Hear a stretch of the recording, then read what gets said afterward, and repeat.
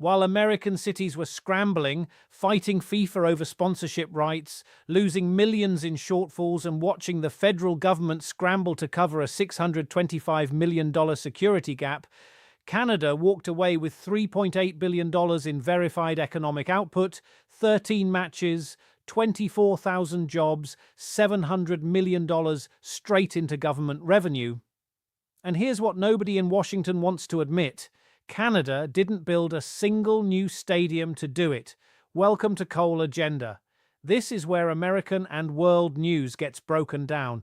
No spin, no agenda, just the power plays, the deals, and the truth the mainstream media buries. If geopolitics, economics, and the real story behind the headlines are what you're after, hit subscribe.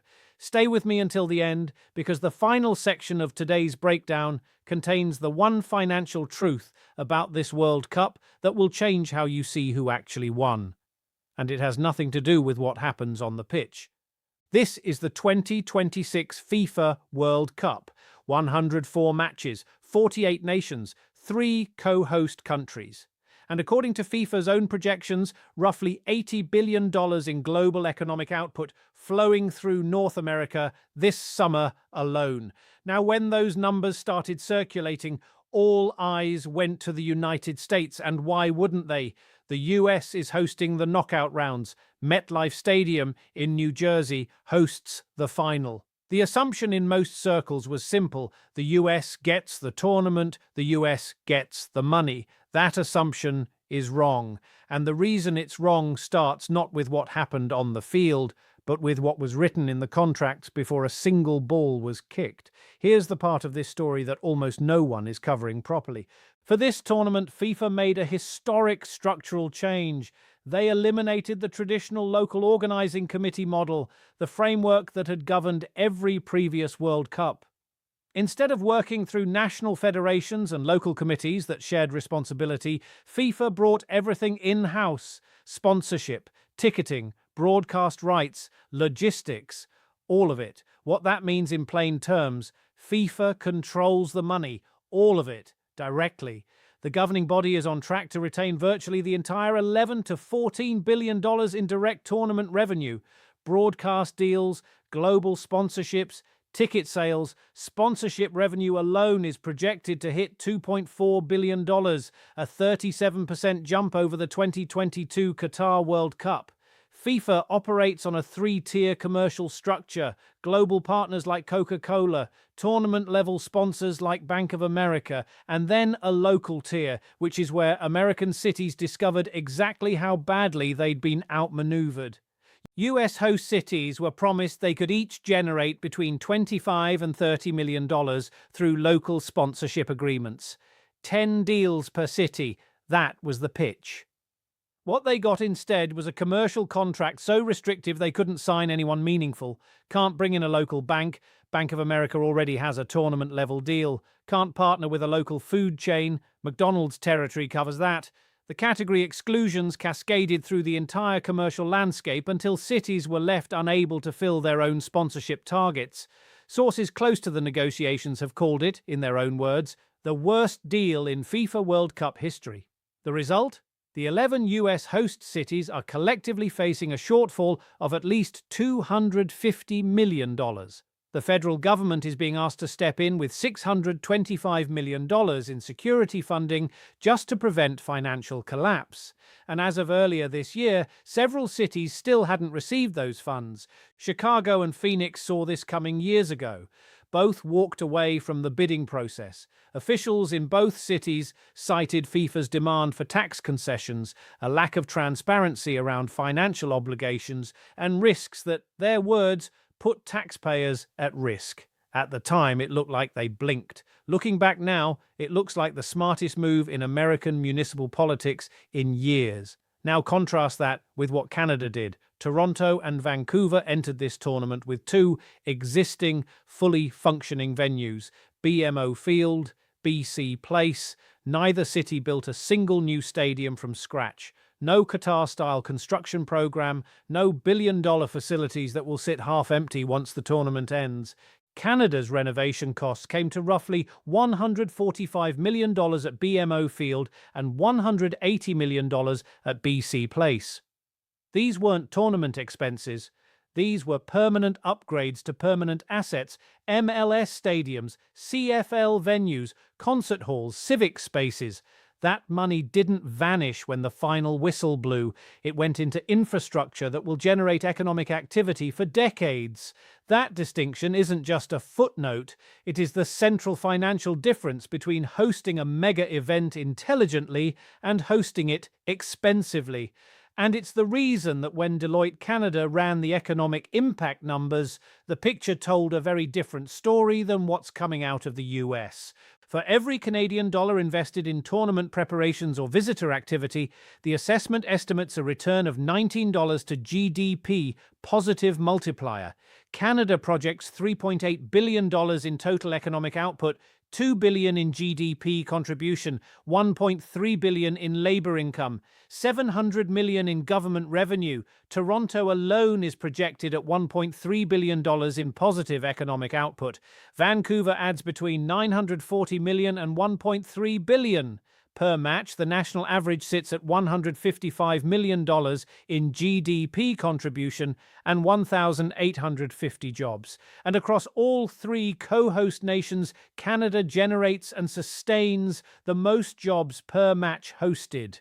Now, before we call this a clean victory, let's be direct.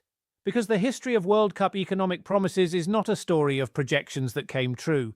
South Africa 2010. Government invested $3.9 billion in preparation.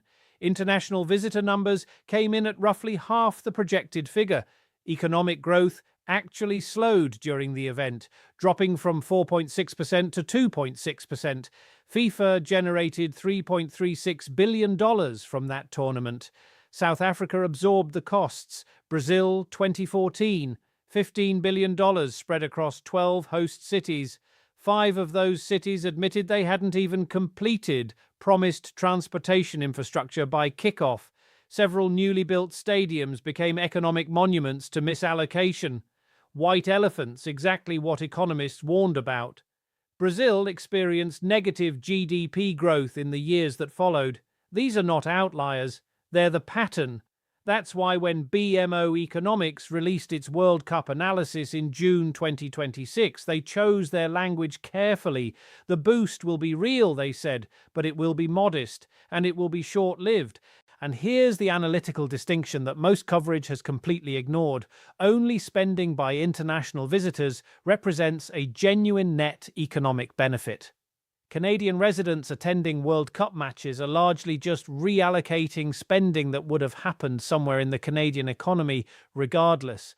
If a family in Toronto spends $800 on a World Cup match instead of a weekend at a cottage, that's not $800 in new economic activity. It's consumption displacement. The real new money entering Canada comes from foreign visitors. The Brazilian fans flying in, the German supporters booking hotels in Vancouver, the Moroccan families spending in Toronto for 2 weeks. That's where the real economic signal is. Here's why the timing of all this matters specifically for Canada. Statistics. Canada confirmed in late May that the country's economy contracted for a second consecutive quarter. Real GDP fell an annualized 0.1% in Q1 2026, following a revised 1% annualized decline in Q4 2025. Business capital investment fell for a 5th consecutive quarter, weighed down directly by tariff uncertainty from the ongoing US-Canada trade dispute. Exports were mildly negative. Housing activity remained suppressed. In that environment, BMO's chief economist said, even modest growth should be viewed as a win. That framing tells you everything about what the 2026 World Cup actually represents for Canada right now. It is not a structural economic transformation. It is a timely short-term stimulus arriving at precisely the moment the Canadian economy needs it most. Canada's Parliamentary Budget Officer confirmed total government spending to co-host the 2026 World Cup at just over $1.066 billion. Federal government, $473 million. Provincial and municipal governments, $593 million. Per match cost across 13 games, approximately $82 million of public money. That's actually in line with historical World Cup hosting costs. Canada didn't wildly overpay by global standards. But look at the city-level numbers, and the story gets more uncomfortable. When Toronto's City Council evaluated the World Cup bid back in 2018, they were told the cost would be no more than $45 million. The final figure for Toronto, approximately $380 million. That's an increase of 844% from the original estimate. Vancouver's 2023 cost estimate was $230 million for 5 games. It ended up between $532 and $624 million for 7 games. These are not the overruns of negligence. They're the overruns of complexity, security requirements that escalated, FIFA technical standards that expanded, infrastructure that hadn't been stress-tested against the operational reality of 45,000 people per match in a global tournament. But they are overruns, and they force an honest question. What's the actual net return on the $3.8 billion headline figure when the public price tag is $1 billion? Here's what gets systematically underweighted in this entire debate. It's not what Canada spent, it's what Canada chose not to spend. Brazil sank $3.6 billion into 12 stadiums, several of which became symbols of financial misallocation. Canada entered this tournament with 2 functioning venues that serve their communities year-round. The renovations at BMO Field and BC Place weren't tournament expenses that evaporated. They were permanent upgrades to permanent assets. MLS games will be played there. CFL seasons will run through those facilities. Concerts, conventions, civic events for decades. The renovation money upgraded durable public infrastructure. That is a fundamentally different financial calculation. The $700 million in projected government revenue represents actual tax flows, income taxes on tournament-related employment, sales taxes on hospitality spending, corporate tax contributions from businesses that scaled up to service the event. If that figure is even 60% realized, it represents a meaningful return on a $1.07 billion public investment, a ratio that is considerably stronger than what most previous World Cup hosts ever achieved. The 24,100 jobs figure is real income for real people in an economy that entered this summer in a technical recession. Most of those positions are temporary, but the longer-term employment story sits in the permanent operational roles at upgraded stadium facilities, the expanded workforce at hotels and restaurants now carrying a stronger international profile, and the technology and media production roles that follow cities which have proven they can host global events at scale. Most people covering this tournament missed the most strategically significant detail. Canada is hosting this World Cup in the middle of a sustained trade dispute with the United States. Business capital investment has declined for 5 consecutive quarters. Tariff uncertainty is actively suppressing corporate spending plans. In that environment, an event that injects genuine foreign exchange spending from international visitors carries a very different weight than it would in a period of domestic economic strength. The Brazilian fans arriving in Toronto, the Argentine supporters filling Vancouver hotels, the European and Asian visitors spending across Canadian cities for weeks. That is new money entering a trade-pressured economy. That's not consumption displacement. That's exactly the kind of external demand injection Canada's economic situation called for. And there's a dimension here that pure financial data can't fully capture, but that carries real long-term weight: the brand exposure effect. The 2026 World Cup will reach a global television audience projected to exceed 5 billion viewers across the tournament. For weeks, those viewers will watch images of Toronto's lakefront and Vancouver's mountain skyline, Canadian cities functioning as confident, capable, world-class hosts. Cities and countries that successfully host major global events see measurable increases in international tourism demand in the years that follow. For Canada, which has been actively managing a decline in American tourism driven by trade tensions and which has been working to diversify its tourism base toward European and Asian visitors, that brand exposure arrives at a strategically critical moment. Vancouver's Pacific position already makes it a natural gateway for Asia-Pacific visitors. An international audience watching Vancouver host World Cup matches while the city runs smoothly and welcomes the world is not a trivial marketing event.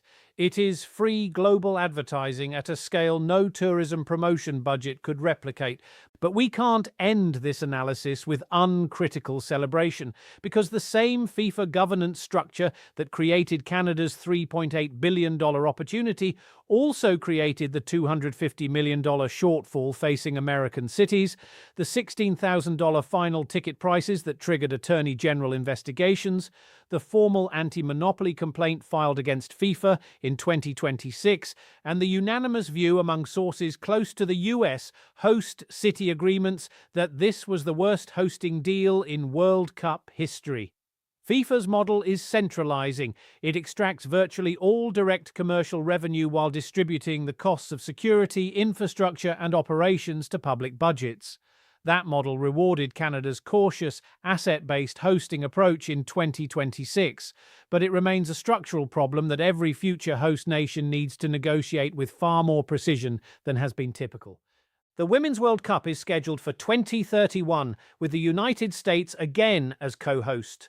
Sources close to the 2026 negotiations have been direct. Many of the American cities involved would not sign the same agreement again. That is a policy signal with real financial implications for the future of global sports hosting. Chicago's decision to walk away from the 2026 bid and launch its own tourism campaign, capturing visitor spending without bearing the hosting costs, may in retrospect be studied as a template, not a failure of ambition, a rational economic calculation.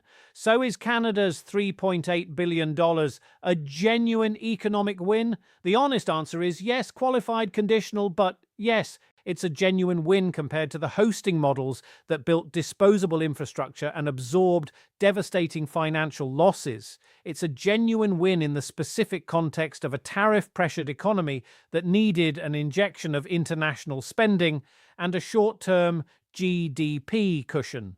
The $700 million in projected government revenue, if realized at even a fraction of the estimate, materially improves the public return on the $1 billion investment.